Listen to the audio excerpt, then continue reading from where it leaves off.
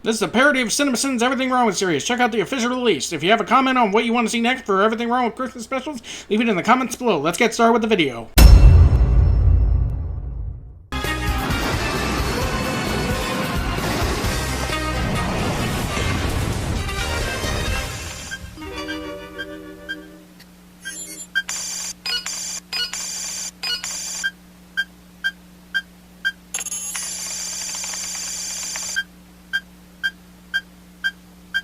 Silver and gold and red and white. Rainbow Christmas is tonight. Look, I know coming up with songs can be hard, but this is just the Rainbow Monkey song, but Christmas flavored. Like, you didn't even try. So, it turns out for the title sequence, they changed the color from white to green, and I'm so glad they did, because that means I get to do something cool like this. Enjoy! Look, Ma! I'm a Picasso! Do you like me? Yeah, number 4. Don't you like number 3? Like, what are you talking about? Stop it. If the last video is anything to go by, those dark eldritch beings of the internet are listening. And if there's anything more feverish than the people who follow that 34th rule, it's the people who are shippers. They are feverish, they are insatiable, and they are maddening to ship everyone with everyone else. Do not tempt them, please. For Christmas! Number 5 didn't do it, but whoever did went for the minimalist look. This is like the second time the treehouse has been cut down, so how do you not notice that your entire giant tree fort is missing? It's literally a stump growing out of Nigel's house. How do you not see it? Look, you kids took something from Santa, and when he finds out, he's gonna be real unjolly. Why is it in these Christmas specials the omnipotent, all-seeing Santa Claus somehow never knows who takes his stuff or does bad things to him?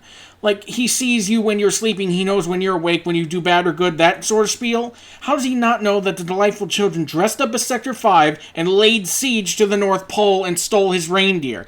This is his job to see what people do. With bones of solid peppermintium, the ferocious leader of Santa's elite strike force, Alpha Strike, is Wintergreen. Weird X-Men comparison aside, peppermintium? Really?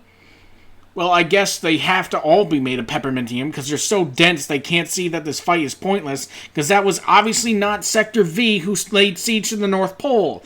It's so obvious, it's stupid. This elf was born quite strangely, with a weird and wooden head, and if he ever bit you, ouch is what you probably said.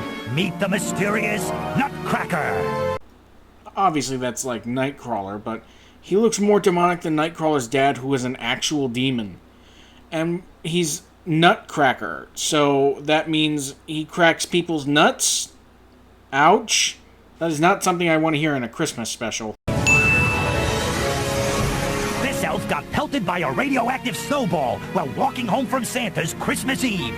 Now you can say there's no such thing as superpowers, but once you meet Snow Angel, you'll believe. She is far from the first or the last person to have superpowers in this series. And seriously, a radioactive snowball? You could have just said she's a descendant from Jack Frost, and that'd be perfectly fine. And last but not least, the mighty Coniferous, with the prickly power of perilous pine needles. So he just grows pine needles like a porcupine. If you told me he sweats very flammable, sappy sweat, that would be more threatening than what you're telling me right now. It's only available at the Rainbow Monkey Superstore on Christmas Eve. Then these kids couldn't have been at the North Pole today if they got one. Just a reminder, Wintergreen saw them all fight as one cohesive unit back at the North Pole. Yet here they all fought separately. How did that not tip you off that they are not the reindeer thieves? So, Santa, shall we begin? Wait, I thought they were sent in response to the Kids Next Door lookalikes leaving the North Pole with the reindeer, so if they're now just stealing the reindeer, then my head hurts. Time-space conundrum does not compute. More high-tech with the Reindeer present delivery system, cybernetically linked to the Christmas trees of every child worldwide. All he has to do is decide whether they've been naughty or nice, and he can instantaneously send them the toys they've earned or the coal they deserve. You know, that's actually quite a believable thing for Santa to have. A giant machine powered by Christmas cheer and faith that delivers presents instantaneously. Yeah, I can buy it. In a lesson plan where we eliminate Christmas! Except the part where the delightful children get presents, of course. Therefore, leaving Substitute Teachers' Day as the most important holiday in the world! So, you want to get rid of the holiday that is literally called the most wonderful time of the year. No winter vacation, no goodwill towards men and women, no gifts, no giving, none of that. But you want a holiday that you literally just pulled out of your ass. Get cold, you fucking asshole, and good fucking riddance.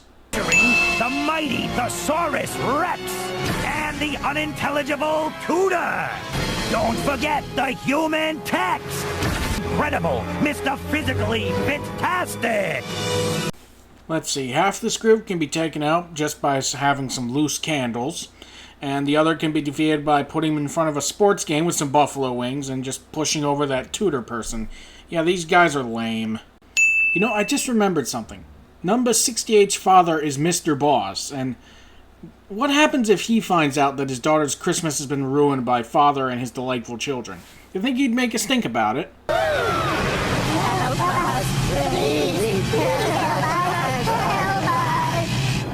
How many times are we going to do this song and dance of them getting some power, being mutated by it, and them asking for help?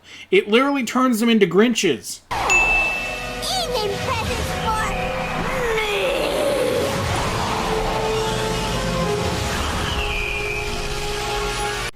Okay, this pretty much just comes out of nowhere to take up the last maybe couple of minutes of the episode. Like, we wrapped up the delightful children. Do we really need this? You can never give me a present, or I was off fighting adult tyranny. Well, I deserve something for being the only one to think of others! I deserve everything! Okay, so I get she's upset about not getting any presents from her friends, but that does not make any justification for stealing Christmas from everyone else. And, like, why was this needed? Why was this needed to fill the last couple of minutes of the episode? And you're the only one who can do it! Let it be said that an all-milk and cookies diet, along with working in a Santa toy shop, can give you such a ripped body you can tear doors that are probably made of titanium right off their hinges.